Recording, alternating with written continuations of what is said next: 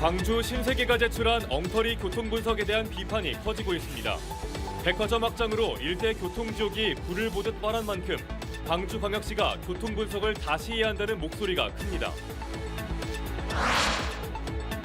한국에너지공대에 대해 감사를 벌인 산자부가 총장 해임을 건의했습니다. 에너지공대와 전남도 등은 법인카드 사용과 관리 부적정 등의 업무 감독 수호를 이유로 총장 해임을 건의한 건 과도하다며 강력하게 반발했습니다. 민주당 전당대회 돈봉투 의혹을 수사 중인 검찰이 박용하 전 여수상공회의소 회장에 대한 압수수색을 벌였습니다. 박 전 회장이 송영길 전 대표의 후원 조직에 전달한 기부금을 불법 정치자금으로 보고 강제 수사에 나선 겁니다. 장마와 폭염 등 극단적인 날씨로 과수농가에선 수확을 앞둔 과일들이 바닥에 나뒹굴고 있습니다. 벌들도 날개가 자라지 못해 바닥을 기어다니고 있습니다.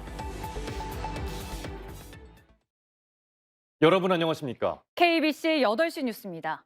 현 백화점의 확장 이전을 추진하고 있는 광주 신세계가 엉터리 교통분석으로 도마 위에 오르고 있습니다. 백화점 확장으로 일대가 교통지옥이 될 것이 불보듯 뻔한 상황에서 교통분석을 광주 신세계 측에만 맡겨둘 것이 아니라 광주시가 주도적으로 나서야 한다는 목소리가 높아지고 있습니다. 이형길 기자입니다.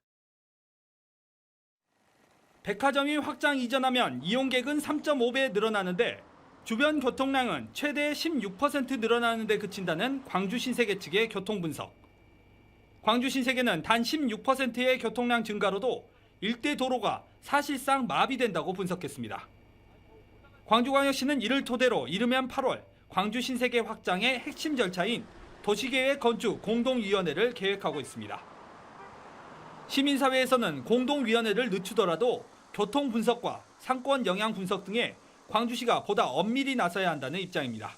사업자의 내용을 검증해 본 사실이 없잖아요. 이런 것들을 충분히 진행하지 못한 채 너무 또 절속으로 또 위원회가 개최가 되면서 그에 따른 도시 문제 해결하지 못하고 갈까 봐 많이 우려되는 상황입니다. 정치권에서도 비판의 목소리가 이어지고 있습니다. 정의당 광주시당은 성명서를 통해 광주 신세계 측의 교통분석만을 토대로 교통대책을 수립하는 것은 광주시 특혜 행정을 자인하는 꼴이라고 밝혔습니다. 광주시의회에서도 사업자 측에서 교통분석을 하게 돼 있는 규정에만 숨어서 광주시가 책임을 피해서는 안 된다고 지적하고 있습니다. 법적 의무를 떠나서 교통에 대한 책임은 광주가 있는 게 맞습니다. 그러니까 법적 규정이 없다고 해서 법적인 어떤 의무 사항이 사라지는 건 아니라고 봅니다.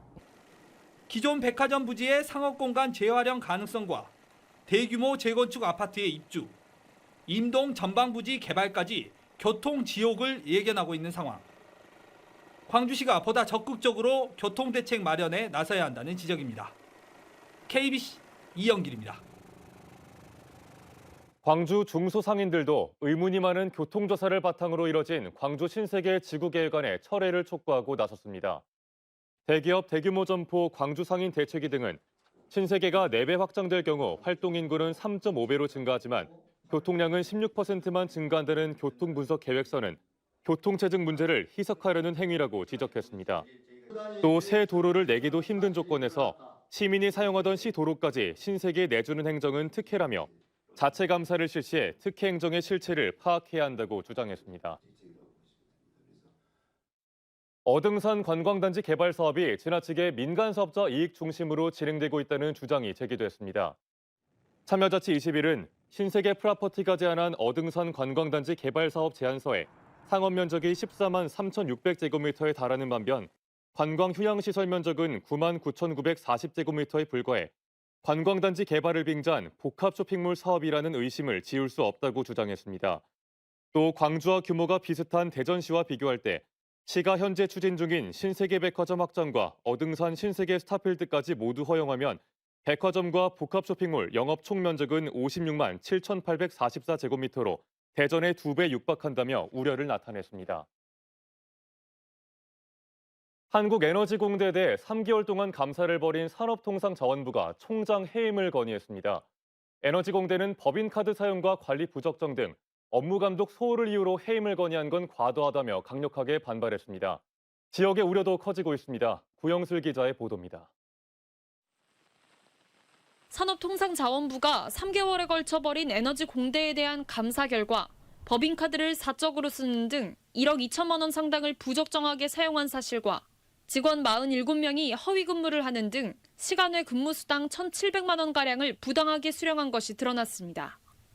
이 감사 결과를 토대로 산업부는 관련자 6명에 대한 징계와 한국에너지공대 총장 해임을 건의했습니다. 에너지공대는 총장 해임 건의는 과도한 조치라며 강력 반발하고 나섰습니다. 산업부의 처분 요구는 엄중하게 수용하지만 총장 해임에 대해선 받아들일 수 없다며 산업부 감사 규정에 따라 재심의 요청을 검토하고 있다는 입장을 내놨습니다. 전라남도도 관련 위반 내용과 정도를 고려할 때 이사회 해임 건의는 과도한 것이 지역민의 평가라고 지적했습니다. 에너지공대는 2년 남짓한 짧은 기간 교육 혁신과 에너지 첨단 기술 개발 분야에서 큰 주목을 받고 있는데 산업부의 감사 결과로 대학의 부정적 인식을 남기게 됐다고 비판했습니다. 광주 전남 현역 국회의원들은 먼지 털기식 감사이자 정치 보복이라는 입장을 내놨습니다. 그 지역의 미래를 담당해 나갈 그 에너지 신산업의 이 장래를 윤석열 정부가 철저히 훼손하고 또 공격하고 있는 거 아닌가 이런 우려를 하고 있습니다. 한국에너지공대는 문재인 전 대통령의 대선 공약으로 우리나라 에너지밸리 산업 생태계 구축을 목표로 지난해 3월 개교했습니다. KBC 구영슬입니다. 더불어민주당 전당대회 돈봉투 의혹을 수사 중인 검찰이 박용화 전 여수상고 회의소 회장을 상대로 압수수색을 벌였습니다. 박 전 회장이 송영길 전 대표의 후원 조직에 전달한 기부금을 불법 정치자금으로 보고 강제 수사에 나선 건데 돈봉투 의혹에 대한 검찰 수사가 송 전 대표의 선거 비용 전반으로 확대되는 모양새입니다. 정희진 기자입니다. 서울중앙지검 반부패 수사 2부가 박용화 전 여수상공회의소 회장의 집과 사무실 등 15곳을 압수수색했습니다. 박 전 회장이 더불어민주당 송영길 전 대표의 후원 조직인 평화 먹고 사는 문제 연구소에 기부한 후원금 내역 등을 살펴보기 위해서입니다. 시간이 잘 모르겠습니다. 정보진이가 되게 잘 모르니까 제대로. 검찰은 박 회장이 지난 2018년부터 4년간 여수 상위 회장으로 있으면서 모두 8천만 원을 먹사연에 기부한 사실을 확인했습니다. 이 가운데 4천만 원은 송 전 대표가 전당대회에 출마해 선거 운동을 하던 지난 2021년 1, 2월에 기부한 것으로 드러났습니다. 박 전 회장은 자신이 소유한 폐기물 처리업체 등을 통해서도 지난 2020년과 2021년에 2억 5천만 원을 후원했습니다. 압수수색 대상이 된 기업과 단체 또한 모두 박 전 회장이 운영하거나 사실상 지배하고 있는 곳으로 알려졌습니다. 8시 한 40분쯤에 저희가 9시경부터 했어요. 지금 오전에 포렌식을 다 했어요. 포렌식 촬영을 정리하고 있습니다. 검찰은 지난 2021년 민주당 전당대회 과정에서 불거진 돈봉투 살포 의혹을 비롯해 불법 자금 흐름 전반을 살펴보고 있습니다. 앞서 지난 21일엔 송 전 대표의 경선 관련 비용 9천여만 원을 먹사연 돈으로 대납하고 허위 견적서를 쓴 혐의 등으로 송 전 대표의 보좌관을 기소했습니다. 먹사연이 이 자금의 조달 창구, 박 전 회장이 자금원이라는 게 검찰 측 판단입니다. 검찰은 압수물 분석을 마치는 대로 박 전 회장을 정치자금법 위반 혐의에 대한 피의자 신분으로 소환해 조사할 방침입니다. 박 전 회장은 이외에도 여수 상위 공금을 횡령하고 배임한 혐의로 광주지검 순천지청에서 수사를 받고 있습니다. KBC 정의진입니다. 검찰이 수사 무마를 조건으로 고액의 수임료를 받았다는 의혹을 받는 양부남 더불어민주당 법률위원장에 대한 경찰의 구속영장 신청을 또다시 기각했습니다. 서울중앙지검 인권보호부는 지난 2020년 11월 대구의 온라인 도박 사이트 운영진에게 수사를 무마해주는 대가로 고액의 수임료를 받은 혐의로 경찰이 양 위원장에 대해 다시 신청한 구속영장을 또 기각했습니다. 이와 관련해 일각에서는 이번 경찰의 수사가 민주당 이재명 대표의 사법리스크 전반을 관리하고 있는 양부남 법률위원장에 대한 노골적인 정치보복 수사라는 지적이 나오고 있습니다. 양 위원장 측도 입장문을 내고 2번에 걸친 구속영장 기각은 결국 경찰의 조리돌림이었다는 게 증명된 것이라고 주장했습니다. 유난히 지독했던 장마가 마침내 끝났지만 뒤이어 폭염이 이어지고 있습니다. 이런 극단적인 날씨에 과수농가에서는 수확을 앞둔 과일들이 바닥을 나뒹굴고 벌들은 날개가 자라지 못해 바닥을 기어다니고 있습니다. 임경섭 기자가 피해 현장을 취재했습니다. 다 썩어버린 복숭아들이 바닥을 나뒹굽니다. 떨어진 복숭아에는 장수풍뎅이를 비롯한 갖가지 곤충들이 달라붙어 있습니다. 복숭아가 떨어져 이렇게 형태를 알아볼 수 없게 썩어가고 있고 나무도 죽어가고 있습니다. 한창 수확할 시기지만 나무에는 제대로 열린 복숭아를 찾기 힘듭니다. 2,000상자 나와야 할 텐데 뭐 그 지금 50상자? 그것도 간신히 건져서. 광주의 한 양봉 농가.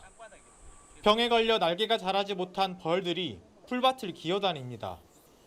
폭우에 이어 기온이 급격하게 오르면서 한참 번식할 시기인데도 여왕벌은 알을 제대로 낳지 못하고 있습니다. 여름이 굉장히 환경한테 힘든 시기입니다. 충분한 물과 영양제를 좀 공급해 줘야 되는데 농가들이 하기에는 좀 한계가 있습니다. 이번 장마로 인해 지금까지 광주 전남의 농경지 피해는 6,831헥타르, 낙과 피해 면적 174헥타르로 집계되고 있으며 피해 면적은 계속 늘어나고 있습니다. 광주 전남 대부분 지역에 폭염특보가 지속되고 있는 가운데 낮 기온은 광주 풍암 35.3도를 최고로 담양 34.3도, 곡성 34.2도까지 오르는 등 당분간 폭염이 계속될 것으로 전망됩니다.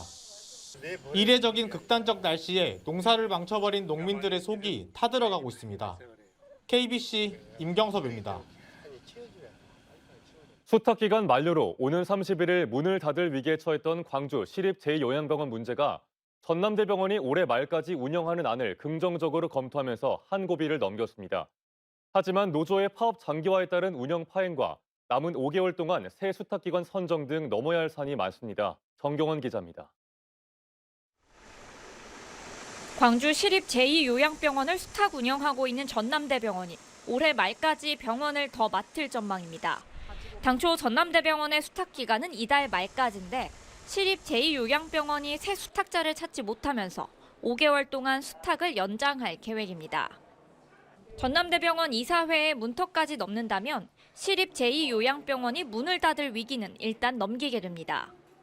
문제는 남은 5개월 동안 새 수탁자를 찾을 수 있을지 여부입니다. 지난 5년간 시립 제2요양병원에서 발생한 적자만 43억 원. 전남대병원은 지금과 같은 구조에서는 새 수탁기관을 찾기 어려울 것이라며 의료 수가와 병원 운영비 등을 고려한 보전 방안을 찾아야 한다는 입장을 광주시에 전달했습니다. 해결해야 할 문제는 또 있습니다. 시립 제2요양병원 노조의 파업이 20여일 동안 계속되며 병원 운영이 파행을 빚고 있기 때문입니다. 노조는 새 수탁기관 선정 시 근로조건을 포함한 고용승계를 명문화해달라고 요구하고 있지만 광주시는 고용승계 노력은 하겠지만 명문화는 불가하다며 입장차를 좁히지 못하고 있습니다. 결국 파업 이후 현재까지 90명 가까운 환자들이 다른 요양병원으로 병원을 옮겨야 했습니다. 편하고 좋고 전대병원하고 위탁돼 있어서 빅골도 가깝고 좋았는데 환자들도 힘들고 보호자도 힘들고 날씨 더운데 보통 일 아니죠.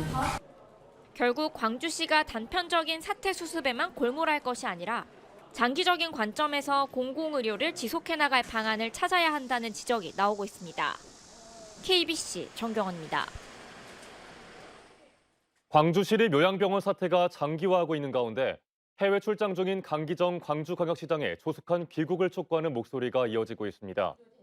진보당 광주광역시당은 기자회견을 통해 기록적인 폭우로 광주 곳곳에 재난 상황이 예측됐던 22일 유럽 출장을 떠난 강 시장이 광주에서 의료 재난이 벌어지고 있는 와중에도 여전히 출장 중이라고 비판했습니다.